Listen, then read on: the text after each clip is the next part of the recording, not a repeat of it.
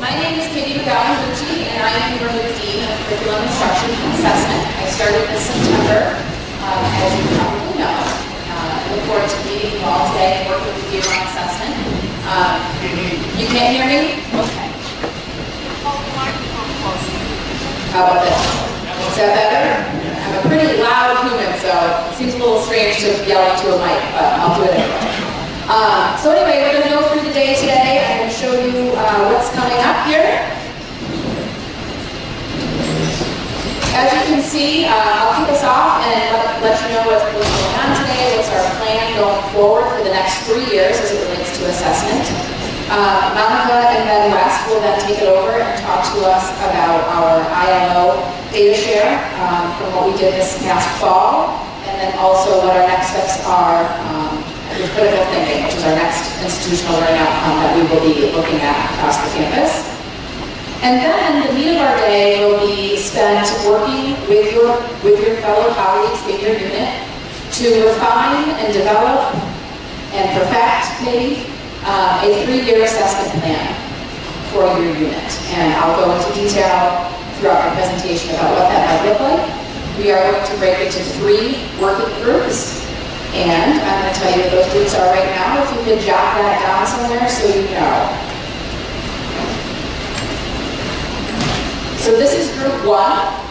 Monica will be your facilitator. So anybody listed here. We're going to try to sort of group the room. We thought we would do like group 1, group 2, group 3. But the facilitators will go to those areas at that time and you guys can sort of gather around. Okay? So if you're listed there, please jot down that you're group 1 and you'll be with Monica later today, later this morning.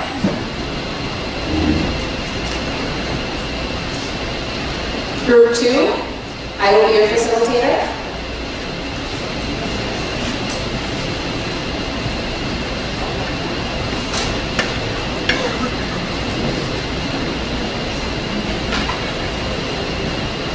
And group 3 will be facilitated by Susan D. Susan, can you wave? There's Susan. Over there. Does everybody know what group they're in for 10:15? Great. Wonderful. And can you hear me? Okay. Okay, so I wanted to give a brief overview of what assessment means to me. And assessment to me is really about our promise to students. It's telling our story with data. It is basically telling what our promise is and how we measure up to that promise at the course level, program level, at the institution level, and outside of the classroom as well.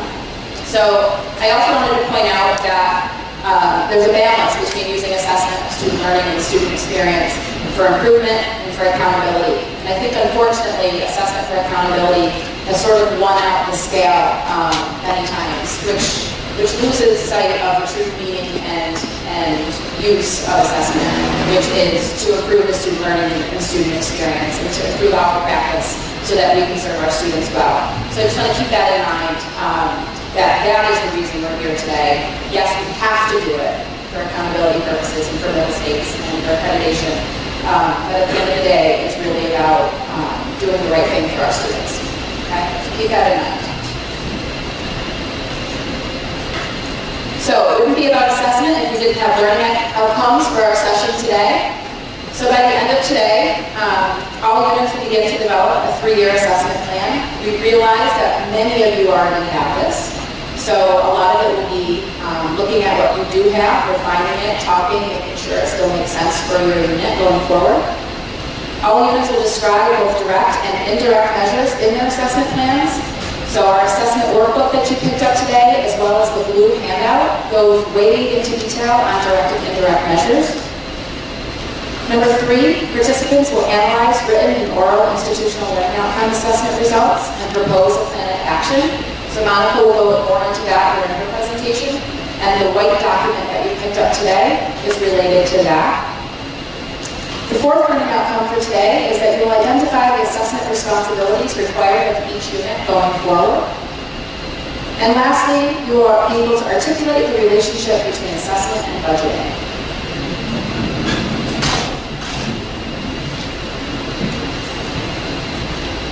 Okay. I chose to focus on just 3 of the Middle State standards for today, and it's just a very brief overview, but it sort of sets the stage of what we're doing here today and what we're going to be doing going forward. So the first is Standard 1, which covers our institution's mission, which you all know has been redeveloped and will be released to our campus next week when President Bill Liberty presents at the Open Forum. But basically, when it comes to mission, a mission statement really tells, what we are doing, what is our purpose, what is that promise to students, and it allows us to show how we're unique. Okay, so every institution comes up with their own mission, as well as every unit that defines the purpose. And then from there, we clearly lay out our goals that link up to the mission, and then our outcomes and how we're going to measure our practice and what evidence we're going to collect to prove that we're meeting those goals, or to move the dial towards meeting those goals to fulfill our mission. Everything for Middle State's purposes goes back to the mission. Everything. When you're assessing curriculum, when you're assessing instruction, when you're assessing non-classroom units, it all ties back to the mission. Is what you're doing in line with what the institution says is important to them. And that makes sense, right? Standard 5 is about educational effectiveness assessment. It's directly related to Standard 3, which is the design and delivery of the student learning experience, which is about providing opportunities for students to meet outcomes regardless of modality, location, inside and outside of the classroom. And Standard 5 really helps us evaluate the extent of us meeting those goals of student achievement. So again, it goes back to defining those goals, to making them measurable, and making them meaningful and useful. And really the focus is on that student success. Okay, so course level, program level, and institution level. So you'll hear that a lot today. Middle States is looking for a mature assessment program when they come and visit us in the spring of 2023. Okay? And up here sort of outlines exactly what they are looking for. This is straight from Middle States. Okay? We have to be assessing consistently, so it looks similar across campus. Our general education and ILOs must also be assessed. And we have to show evidence that we reuse our assessment results to actually inform our practice and improve. It's the assessment spiral, or as most people know it as, closing the loop. But we call it assessment spiral because it really never stops, right? It just keeps going. And Standard 6 is what I call the budget standard, which maybe simplifying it a little bit too much. But really, this standard goes to our planning, our process, our resources, and our structures are aligned so that we can meet our mission and goals. Okay? We have well-defined decision-making processes. So our assessment evidence is collected, and we evaluate what that means to us. And no doubt, our physical, human, physical, technical infrastructure is affected by that. We may need more things to do the job well. We may need to move rooms. We may need to buy equipment. We may need to, the gamut is large, right? All budget decisions on this campus must be centered on assessment data. That would be a bit of a change, I think, culturally. We do it now, but we're doing it more deliberately going forward. Especially with Steve, the budget guy. So Steve Zabrinsky, he started a few months before he is refining the budget process, as you probably have heard. And a lot of what you'll see in the assessment workbook is aligned with what Steve is doing for budget. Okay, we did that on purpose to make things easier for people and more seamless, and to help people connect the dots between assessment and budget. And he'll be outlining his plan in the coming months.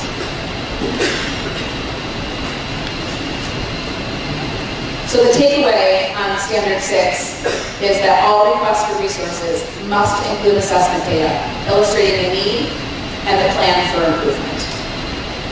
If it doesn't, it will be sent back to you.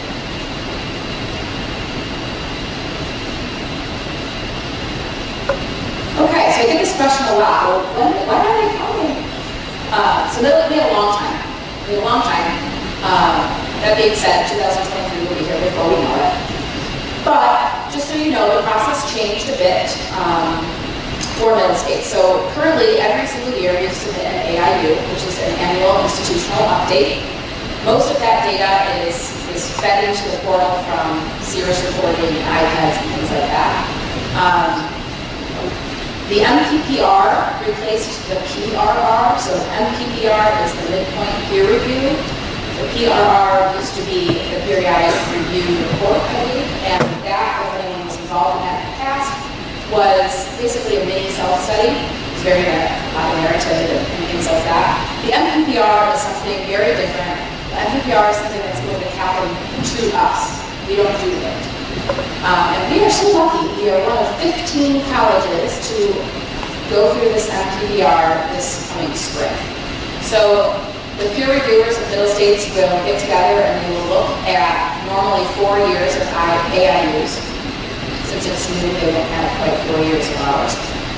And they will reach out to us and let us know what our steps are, and I'll go into that in a minute. Our Self-Study Institute will happen in November of 2020.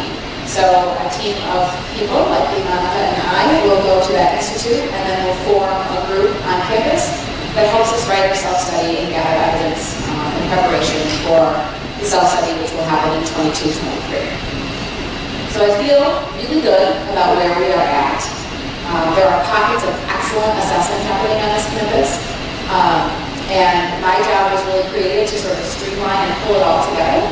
And I'm excited to say that we're really on a great track, and I'm very impressed with that. So thank you all, and thanks to Monica for leading the way.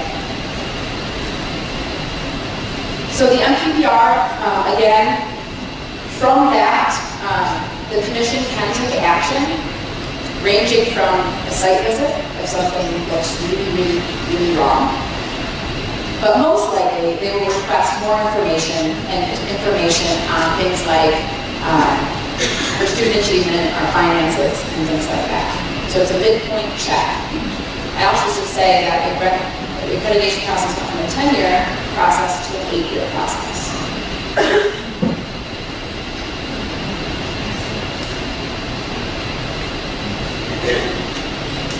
And in 2023, when our peer reviewers come to visit, they're really here to verify that what we've submitted to them makes sense, they can see it, it's accurate, and they're making sure that our standards are met. They will do over 200 interviews in just a few days with representatives from the entire campus. And they are expecting from that mature assessment program that everyone they talk to can talk about assessment and what it means for the campus and what you are doing to move the dial towards student improvement and the student experience of learning and living here. So that's the goal. And the important takeaway is that assessment and campus improvement is everybody's responsibility. We are all here to do that job together.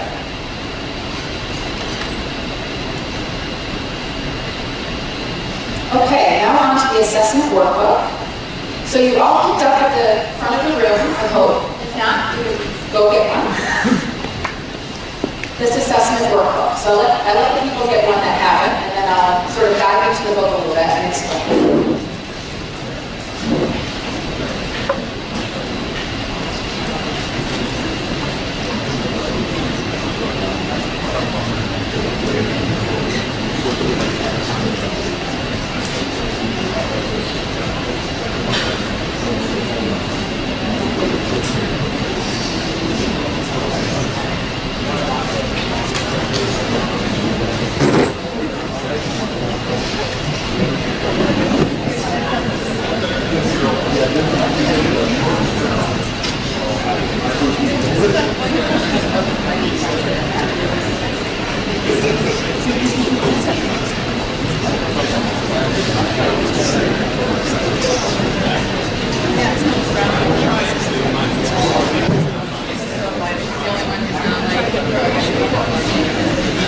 Okay, looks like everybody has a workbook at this point. So I put together this workbook with a lot of help from campus faculty and staff, and most especially Monica. As a researcher, resource for us to do assessment and to get all on the same page. Like I said before, there is some really, really strong assessment happening. One thing I'd like us to work on is consistent language and also templates for us to use across Canvas so that it's consistent, okay? So if we open up the workbook, to the first page, you see the table of contents. This will also be put online, if not by the end of this week, then certainly next week, with hyperlinks from the page numbers, so it's a little bit easier to navigate. But as you can see from the table of contents, it starts with a to-do list. If you don't know me, which you don't, but here I am, to-do lists are my very favorite things. My to-do lists have to-do lists, and so it wouldn't be complete unless I started with a to-do list. So what I try to do here is outline everything that basically needs to be done by June 30th, from today to June 30th. And I've included Steve's budget items in there as well, so that we didn't have an assessment to-do list and a budget to-do list. With new processes coming in, I wanted to make one list for everybody so that they knew what was going on. Okay? And then if you have a chance to look through the book, you will give me the chance to do that today. What is assessment? Why does it matter? On page 3, the City of Delhi org units. Every unit listed here will need a 3-year assessment plan, which is again what we are working on together today. So what I want you to do while you look through it and when you actually have a chance to read through it is let me know what you think. It's definitely the first iteration. There will be mistakes. Let me know what they are. It's a living document, so we'll keep refining it, we'll keep improving it. We may change it completely next year to meet the needs of where we're at then. So please let me know your thoughts on it. I was telling Monica last night I was reading it, so I put this thing together, and it was like 800 documents, 714 iterations of it, and I haven't actually sat down to read it cover to cover. So I did last night, and I thought, oh geez, this is pretty helpful. So I hope you find that as well. And I appreciate your feedback on it. If you go to page 8 and 9, you'll see step 1, develop unit-specific plan. That's what we are working on today. Okay? So very likely you already have a unit mission, a program mission. Very likely you already have goals and outcomes and measures and benchmarks. But it's about putting it into the template and talking with your peers to ensure that things don't need to be changed, or if they do, changing it to reflect the process. Okay? And there's instructions below, and you'll see the subsequent pages go to step 4. So you as academic units will complete 4 steps by, let's go to our handy-dandy to-do list, by March 15th. Much of the work is already done. It's just putting it into those components, okay? The other thing I will be doing with every unit on campus, that entire org unit chart that you saw at the beginning, is I will be meeting with you. So Andrea Dibble and I will schedule these meetings by March 15th. I want to come and get to know you and talk with you, to meet you where you're at, and to help you through each step of the process. I have a lot to learn about what you do and who you are, and I hope that we can have those meaningful conversations together by March 15th. So that's another goal of mine that we will do. Any questions on the workbook? Okay. We'll have more time to look through it later. And of course, this weekend, we'll spend the whole weekend reading. And again, I really want your feedback, so I appreciate your feedback. I appreciate your edits. I already have an edit from this morning from Lauren. Thank you, Lauren. We'll get that fixed. So what's next? As you know, today we're going to start by working on step 1. We do have this in Banco Hall so that we can pull up the document and type it in, if that's your preference. That is how you will end up submitting it by January 21st, because the step 1 is due by January 21st, and you will upload that to Banco Hall. And by the end of today, we hope that you will complete our assessment survey, and that is also in Banco Hall, and I will show you where that is next time. So as a reminder for spring, January 21st, Step 1 is due March 15th. Step 2, 3, and 4 will be asked to be uploaded by then. And then also meeting with me by March 15th.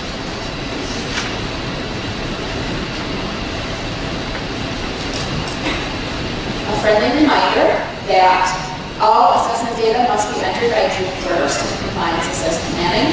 One thing I will say about that is we are taking a close look at the program that we use, and we are refining that and changing that up a bit to reflect the templates that you see in front of you and to make it a bit more user-friendly.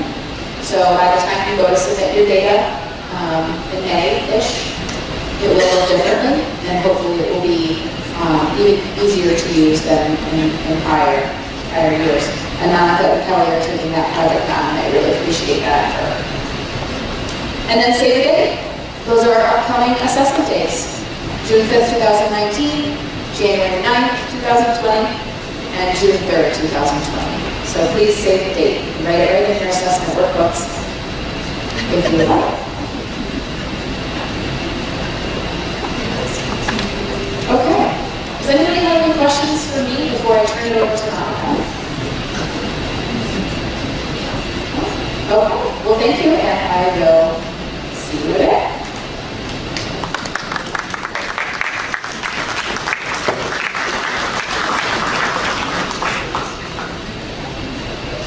I will stop for a moment and say, or show you rather, the Banquet Hall page. You should see under your courses, you should see assessment in Banquet Hall. And you will see that Annika has laid out our steps for us. You can open the Word document and work in the Word document. And then you can turn in the actual document here as well. I will also point out about the workbook that in the back, Appendix A, B, and C are completed plans for you to look at as a sample. Okay? So feel free to refer to that today as well. And then, if you scroll down even a bit further, right here, you'll see January 2019 assessment-based survey for academics learning session. So we would ask at the end of the day that you click there and you take a little survey, monthly survey about it today. And that will help us assess our learning outcomes that we put on the screen for you this morning, for today. Okay.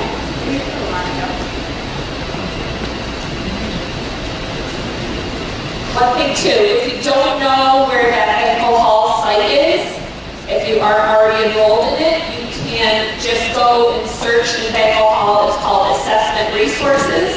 And then you can self-enroll in that course and find all sorts of exciting information. Anyway, what we did this semester is we started assessing our institutional learning outcomes. For a year or so, we've been talking about assessing them and doing this. So we actually assessed both written and oral communication this fall. Some of you were the lucky ones chosen in the lottery to be included in the samples for those assessments. So we chose courses based on those institutional learning outcome mappings that you completed last January. And we tried to pick about 2 classes from each school. So we had a somewhat well-rounded sample.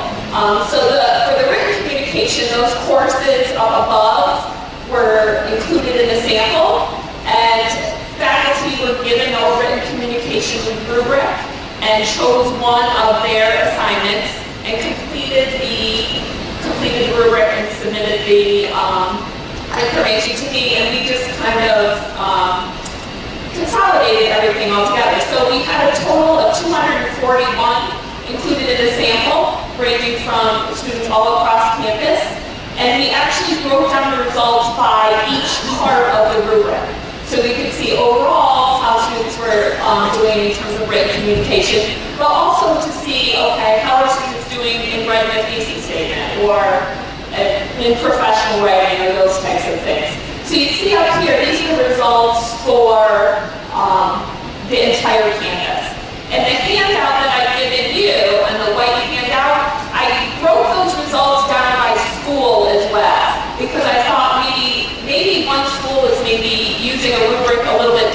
than others. I just wanted to look at that a little bit more. So you'll see that data broken down a little bit more in your handout. And what we're going to ask you to do in a little bit is kind of talk about some of this data and come up with some conclusions. So these were the results for written communication. And then oral communication, again, our sample wasn't quite as large, but we included courses from all across campus and came up with these results.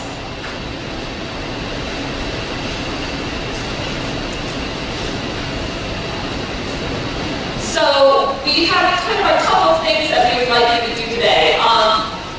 What we want to do is actually come up with some kind of action plan to actually look at these results and determine if they are satisfactory or not. And if not, we come up with something that we can do in order to help make improvements. So what we'd like you to do is, in your groups, talk a little bit about the results themselves, and then kind of come up with an action plan. What do you think we could do to improve results? We'll take probably 20 minutes or so to do that. And then what we actually like you to do is have one person be almost a note taker for your group and jot down what you're coming up with. We're going to share out a little bit, but we're also going to, I'm going to have you turn those notes in to me, and we're going to share them with the Writing Across the Curriculum group, which I'm going to have Ben speak to in a second. And we've also created, as part of the assessment committee, we've created a work group based on oral communication, who will look at these results and try and actually get this action plan implemented. So, but first, before I set you to work, I'm going to have Ben talk a little bit about the Writing Across the Curriculum group.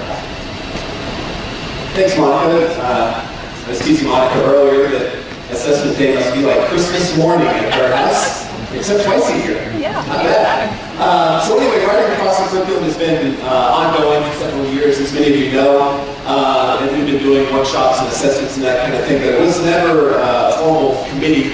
And so in the fall, we presented a charge to the Dean's Council and Provost Lukakis, and been in touch with some of you about our first meeting. Will take place in the first month of the semester, and obviously, as you'll see from what Monica said, one of our first tasks will be collecting the comments that you guys make today and trying to come up with a plan to improve writing on the campus across the curriculum. So that's what we'll be up to, at least one of the very first things we tackle in that group. And again, those of you that have volunteered will be getting an email about a meeting soon. Otherwise, I think we're just looking for your suggestions on how we can improve writing. A lot of times when we talk about writing across the curriculum, it ends up being a big kind of complaint fest about what students don't do, and I guess we need to spin it a little bit and think about what we can do to have students do the things that we need them to do.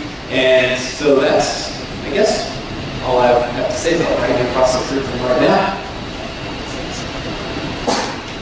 So thanks, Ben. So what we'd like you to do right now is look at the results for both written communication and oral communication with your groups, and just kind of give us your thoughts on those results. And then also, if you see something that is maybe a little weaker than others, what can we do to address that? What actions can we take, or what suggestions do you have for actions that we can take to make improvements? So we'll give you about